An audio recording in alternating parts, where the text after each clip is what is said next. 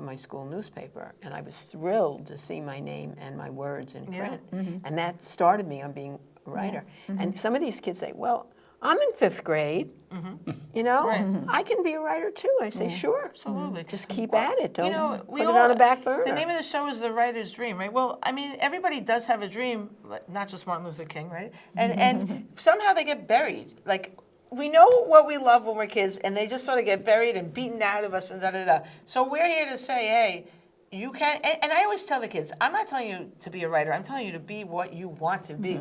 Follow that dream. Because I stopped writing for 10 years more. Yeah, I knew I was a writer, and yet I got discouraged. People made fun of me without having even read my work. They made fun of me.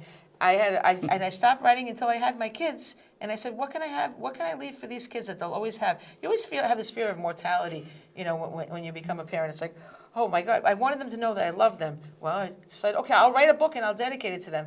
And then I had not written for 10 years. I had closed it off. This is a kid that I knew what I was. I knew what I was. I used to write it on napkins everywhere I was. Arthur Treacher napkins, everywhere. And then I stopped, and then I started writing again just because for my kids. The whole floodgate opened. I tell these kids, whatever you want to do, you go at it. You work at it. You have to work hard. You do not. Well, how do you get to Carnegie Hall? Practice. You have to Your work hard. passion is the thing that will make you happy. Okay, everyone's like, oh, this boy and that girl, you know. Forget about all that stuff. It'll all find its way. You have to have a passion, you know. It could be playing the violin. Yeah. It could be gymnastics. And it then could be sports, somebody it could be mentioned anything. rewriting. You have to write and rewrite it, and then go to these Writing critique is groups, and you listen rewriting. to the critiques, and you learn how to tighten your work up, and which words are good words to use. And Oh, I will give my usual plug, and I do not write this or make any money from it. There's a book called The Writer's Flip Dictionary, and this book is like a thesaurus on steroids.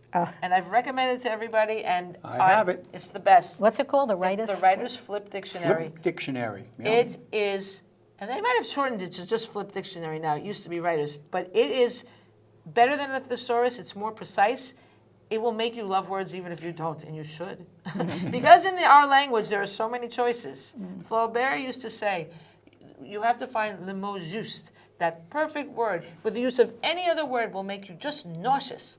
Well, that is easier done in a picture book than a novel, I think. Otherwise, we'd never finish writing anything. However, you can find that when you go through that book, you fall in love with the texture. The texture, each word has its own texture. Yep, absolutely. And Brian, you were really probably my first mentor. You and Orwell took me seriously, and I have to thank you. You know, without you, people just thought, oh, you want to write. Everybody wants to write. You took me seriously, and your use of words. Yeah. It's impossible not to fall in love with those words. Yeah. They're beautiful, you know. And this is the thing that we consider in our group, right? We consider the beauty of the word, the beauty of each word, And using a precise word. the precision of language. Yes. And kill the adverbs. Yeah, Yeah. absolutely. Yeah. Yes. This mystery horror story I'm working on right now, Peabody Pond, which is under contract, it's 42,000 words long. I had 51 adverbs in 42,000 words. Take a wild guess how many adverbs the editor took out. 51. Interesting. Every single Adverbs one. are just. And I Why am do they exist? I am incredibly stingy with adverbs. Some of my picture books have zero Yes. adverbs, but I figured 42,000 words. I got a little bit of leeway. Yeah. Everyone. Well, if you have a strong verb, you don't need an adverb at all. It's Absolutely. just, there's nothing more beautiful than a nice strong verb. You know. But that's the compression of language. Yeah. I mean, even a book like Cheyenne Medicine Hat started out at 3,000 words. And the finished book is 1,200. And I think kids, even adults coming into the group, don't look at a picture book and understand that I went through 7, 8 revisions. Not because somebody Only told 7 me or to, 8?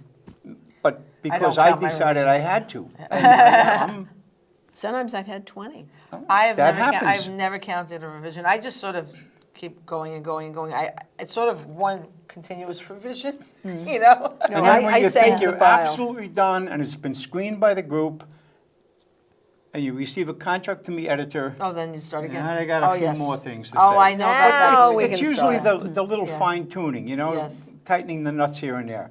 And it's important when published authors go to the Liqui business meetings, the Liqui monthly meetings, because Oh, by the way, they are the second Saturday of of every Second month, Saturday, yeah. except in the summer. at 10 o'clock, yes. right. Yeah. It's important for them to go because they, although they should never feel, or we should never feel, that we can't get any more advice from going to the meetings. But what's important is we can listen and give help to those who are starting out with their manuscripts, yeah. Well, we are almost out of time again. These things Well, go too fast. 1 minute.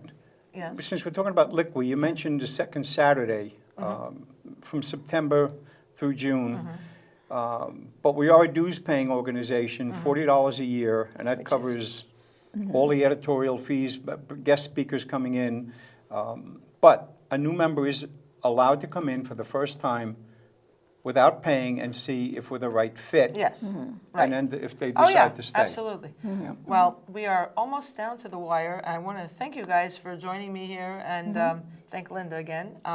This has been really great. I've really enjoyed speaking with you about Liqui and reminiscing, and I look forward to future meetings. And maybe some people will actually come join us. Yes, yes.